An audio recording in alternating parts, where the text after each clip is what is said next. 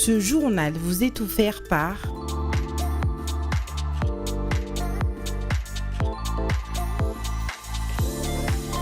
Biocar. Biocar, votre confort, notre priorité.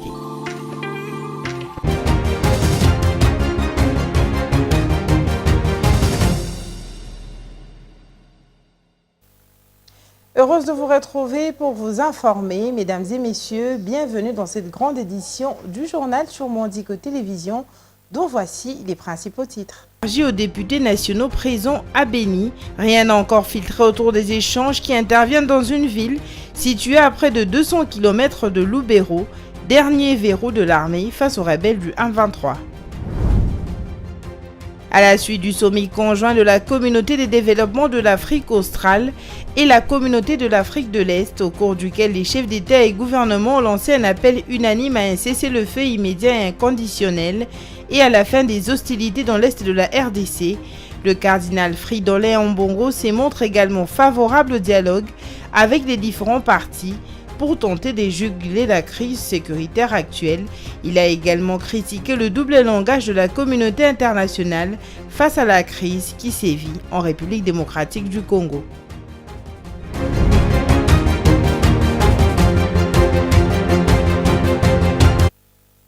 Mesdames et messieurs, bonsoir. Je l'ai annoncé dans les titres de ce journal. Le vice-premier ministre, ministre de la Défense nationale, Guy Kabombo, est arrivé ce lundi 10 février 2025 à Béni, ville devenue momentanément le chef-lieu de la province du Nord Kivu. Il a atterri à l'aéroport de Mavivi vers midi, heure locale, et a été accueilli par le général-major Évariste Somo, gouverneur de province. Dans sa suite se trouvent des officiers des forces armées de la République démocratique du Congo, dont le chef d'état-major général adjoint chargé des renseignements, le général Ichaligonja Ndoro. Le VPM a tenu un bref tête-à-tête avec des officiers de l'armée, une réunion élargie aux députés nationaux présents à Béni. Le ministre de la Défense a également rencontré tour à tour les militaires blessés sur les lignes des fronts hospitalisés à l'hôpital général de référence de Béni, et il a par ailleurs inauguré l'hôpital militaire construit au camp de Mabango à la périphérie de la ville. Nous y reviendrons avec force et détails dans nos prochaines éditions. Et lors d'une rencontre cruciale en Tanzanie, les dirigeants des pays membres de la Communauté des États de l'Afrique de l'Est, EAC, et la Communauté du développement de l'Afrique australe ont exprimé leur ferme soutien à un cessez-le-feu immédiat et inconditionnel dans l'Est de la RDC. Le président congolais Félix Tshisekedi et son homologue rwandais Paul Kagame, présents à cette réunion, ont souligné l'urgence d'une résolution pacifique face aux violences persistantes qui déstabilisent la région. On fait le point avec Kade Mananga. Les climats étaient tendus mais porteurs d'espoir lors du sommet des Tanzanie où des leaders de l'EAC et de la SADC se sont réunis pour aborder la crise humanitaire et sécuritaire qui frappe l'est de la République démocratique du Congo. Les discussions se sont concentrées sur les conflits armés qui ont causé des millions de morts et des millions de déplacés, exacerbant une situation de gens précaires. Félix Tshisekedi attend qu'autre leader du pays le plus touché par cette crise a plaidé pour une action collective. Nous ne pouvons plus ignorer les souffrances de notre peuple, a-t-il déclaré devant ses homologues. Paul Kagame a également pris la parole, soulignant l'importance d'un dialogue constructif entre les nations voisines pour mettre fin aux hostilités. Les dirigeants ont convenu que le cessez-le-feu doit être accompagné d'efforts humanitaires immédiats pour aider ceux qui souffrent des conséquences du conflit. La réunion s'est conclue par un engagement commun à renforcer le mécanisme de coopération régionale afin d'assurer une paix durable dans cette partie du continent africain. Alors que le monde observe ces développements, les espoirs sont grands que les pourparlers mènent à une désescalade des tensions et ouvrent la voie à un avenir plus serein pour la population touchée par la crise prolongée. Et de son côté, le gouverneur de la province du Sud-Kivu, Jean-Jacques Purusi, rassure ses administrés et la population congolaise en général que les forces armées de la RDC contrôlent cette province. Le gouverneur de province invite la population à faire confiance au commandant suprême et à ne pas céder à cette guerre médiatique des ennemis qui vise à déstabiliser le pays. Les FARDC ont reçu tous les moyens nécessaires pour faire face à toutes les éventualités. Suivez son propos.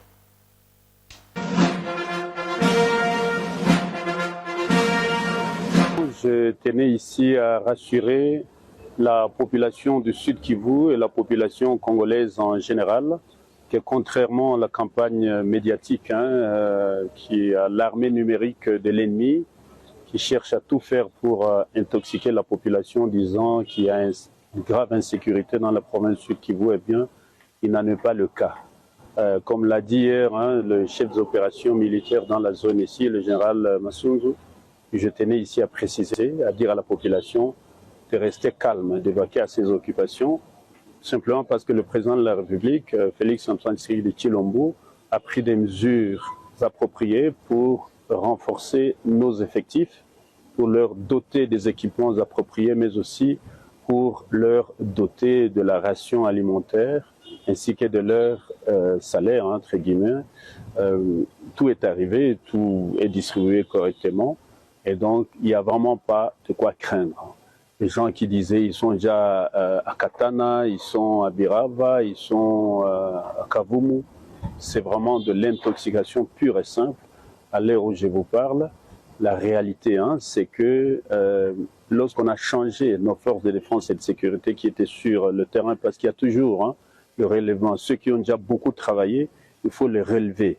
Et quand on les a relevés, effectivement, avec des nouvelles unités qui sont sur le terrain, en quittant cet axe de Calais jusqu'à Kavumu, il y a eu des bévues que quelques éléments ont commis. Mais encore une fois, ce sont des hommes armés qui auraient commis ces bévues, ces violations des droits de l'homme, parce qu'il y a eu mort d'hommes, il y a eu quelques personnes qui ont été assassinées dans certains coins, notamment à Kavumu. On nous parle d'environ 7 personnes tuées par des hommes armés dans un lieu public de la place, dans un restaurant, bar-restaurant. On nous parle aussi de quelques blessés et quelques armes qui ont été saisies. Nous avons immédiatement dépêché le commandant de la force, notamment le général Yav. Nous avons aussi dépêché notre ministre de l'Intérieur, Mouroula Kahasha dit Fokamaïk, qui sont sur le terrain avec la police militaire. Et l'archevêque métropolitain de Kinshasa, quant à lui, voulais-je dire, estime qu'il est temps de passer aux actions en mettant en pratique la stratégie du dialogue. Pour lui, il n'y a plus de temps à perdre et il faut sauver la nation. Il l'a dit dans son homélie à la messe du dimanche 9 février 2025, consacrée à la paix et au réconfort des victimes dans l'est de la RDC. L'archevêque de Kinshasa déplore le double langage et estime que la communauté internationale est capable de contribuer au retour de la paix. Suivez.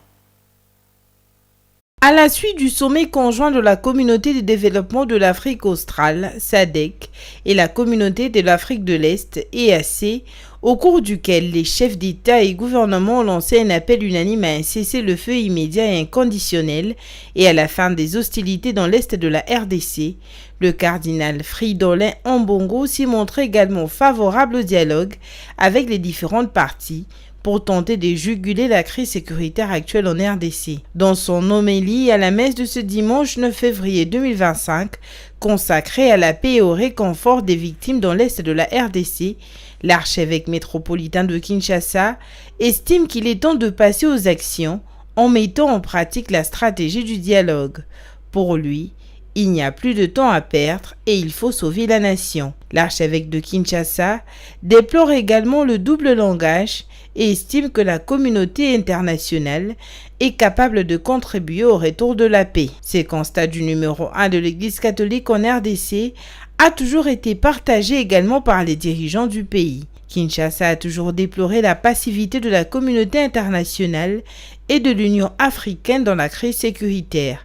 Pour Félix Tshisekedi, les silences et l'inaction face à la barbarie du régime de Kigali et aux atrocités perpétrées par ses supplétifs sur le territoire congolais constituent un affront à la RDC aux valeurs de justice. À l'issue du sommet conjoint EAC-SADC organisé à Dar es Salaam en Tanzanie sur la situation sécuritaire dans l'est de la RDC, les chefs d'État et de gouvernement de 2 blocs sous-régions ont pris une série d'importantes décisions avec effet immédiat qui répondent à l'urgence humanitaire, aux besoins pressants d'une désescalade et aux attentes de Kinshasa pour venir en aide aux populations meurtries de Goma, au Nord Kivu. D'autres décisions découlant de cette rencontre concernent l'élaboration d'un plan de sécurisation de la ville de Goma et des zones environnantes, la rencontre des chefs d'état-major des armées de l'EAC et de la SADC dans 5 jours aura pour objectif de vérifier l'application et la mise en œuvre des décisions prises,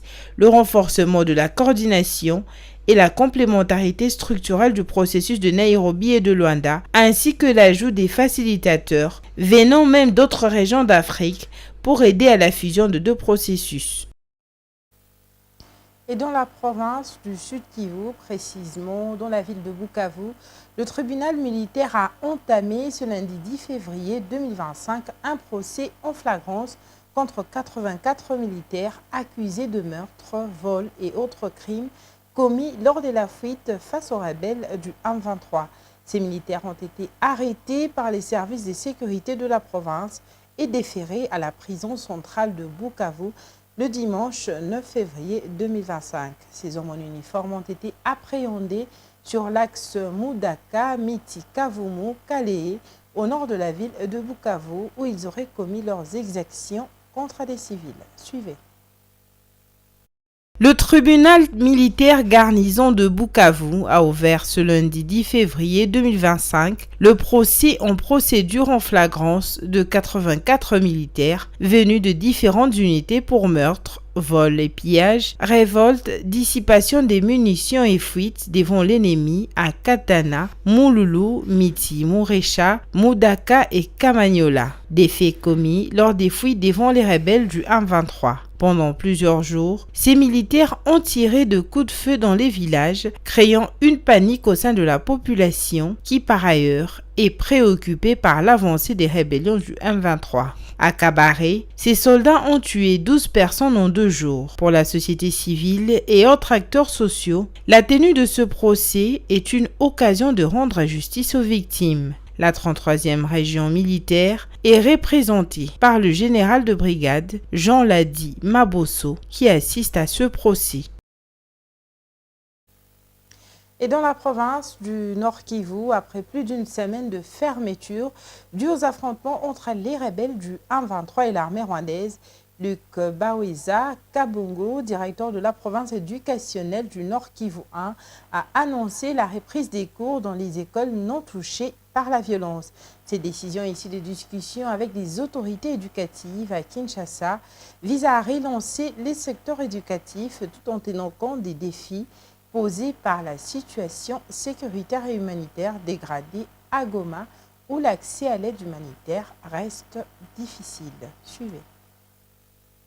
C'est du février 2025 marque un tournant pour le système éducatif de Goma alors que Luc Baweza Kabongo, à la tête de la province éducationnelle du Nord Kivu 1, appelle à la reprise des activités scolaires dans les écoles primaires et secondaires. Cette annonce intervient après une période d'incertitude où les établissements ont été fermés en raison des violents affrontements entre les rebelles du M23 et les forces rwandaises. Dans un communiqué publié le 7 février, Kabongo a exprimé que cette décision a été prise après des échanges avec les autorités éducatives basées à Kinshasa. Il a souligné l'importance de maintenir un environnement d'apprentissage stable, même si cela nécessite des efforts considérables pour évaluer et réparer les dégâts causés par les conflits. Les chefs d'établissement sont désormais appelés à travailler en collaboration avec les comités des parents pour évacuer l'état des écoles touchées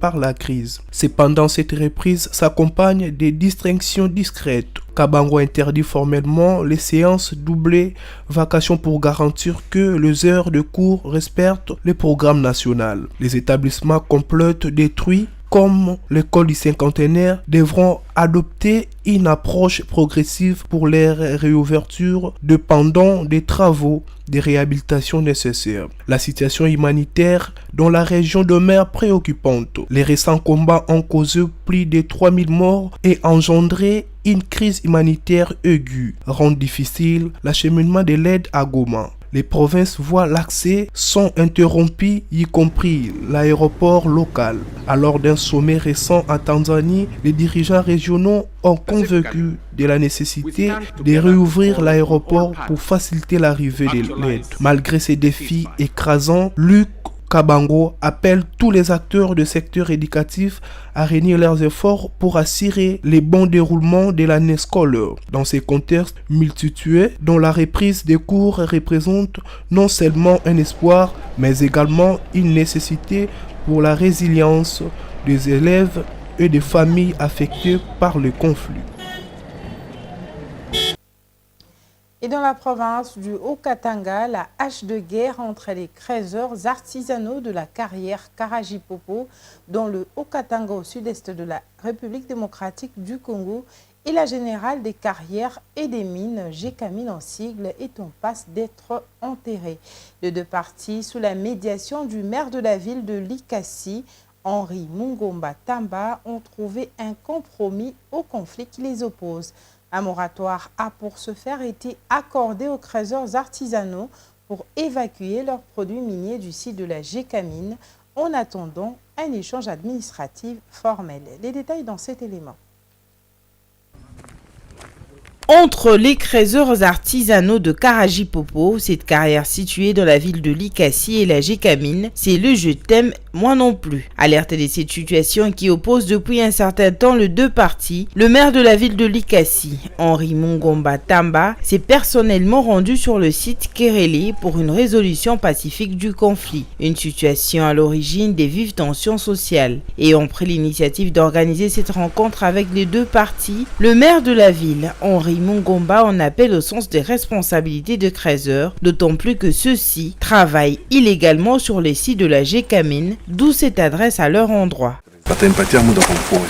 Le responsable de la GECAMINE va vous accorder du temps pour évacuer vos histoires. Si vous voulez demeurer sur ces sites, vous devez demander encore l'autorisation au TC Vieilles Pensées selon lesquels ces sites vous appartiennent. Venez donc voir la GECAMINE. Si celle-ci accepte votre demande, en ce moment-là, vous pouvez continuer. Pour l'instant, on vous accorde le temps de dégager ce que vous avez déjà creusé et pour le reste, contactez les responsables de la GECAMINE. Tout ce qu'on vous demande, c'est de garder le lien entre les autorités de la GECAMINE. Félicitations pour l'attitude que vous avez de comprendre ça, c'est très capital. Pour leur part, les créateurs artisanaux s'y sont montrés prêts à fumer le calumet de la paix pour la cohésion sociale. Le principe que nous avons dans le secteur minier, c'est un principe de collaboration. Une fois qu'il y a des malentendus quelque part, nous sommes là pour créer la paix. Parce que ceux qui sont en train de nous gérer veulent qu'il y ait la paix. Donc il est difficile pour nous d'être vraiment violents ou soit de manifester la rébellion vis-à-vis de la GECAMINE. C'est pourquoi à tout moment qu'il y a un problème, vous savez très bien que nous, les artisanaux, tout ce qui a été prévu pour nous a déjà été pris par des forces et des lions. Alors le peu qui nous reste, nous venons toujours nous agenouiller auprès de la GECAMINE. Après un mois de désaccord entre la GECAMINE et les créateurs artisanaux, ces décisions tombent à point nommé pour préserver la paix sociale tout en garantissant les intérêts de toutes les parties dans cette partie du pays. À présent, place au rappel des titres avant de clore complètement ce journal. À la suite du sommet conjoint de la Communauté de développement de l'Afrique australe et la Communauté de l'Afrique de l'Est, au cours duquel les chefs d'État et gouvernement ont lancé un appel unanime à un cessez-le-feu immédiat et inconditionnel et à la fin des hostilités dans l'Est de la RDC, le cardinal Fridolin Ambongo se montre également favorable au dialogue avec les différents partis, pour tenter de juguler la crise sécuritaire actuelle. Il a également critiqué le double langage de la communauté internationale face à la crise qui sévit en République démocratique du Congo.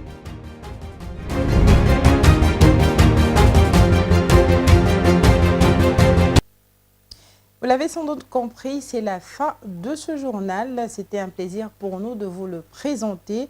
Quant à moi, je vous retrouve demain à la même heure et toujours avec le même plaisir. D'ici là, bonne suite de programmes sur nos antennes. Bonsoir chez vous. Ce journal vous est offert par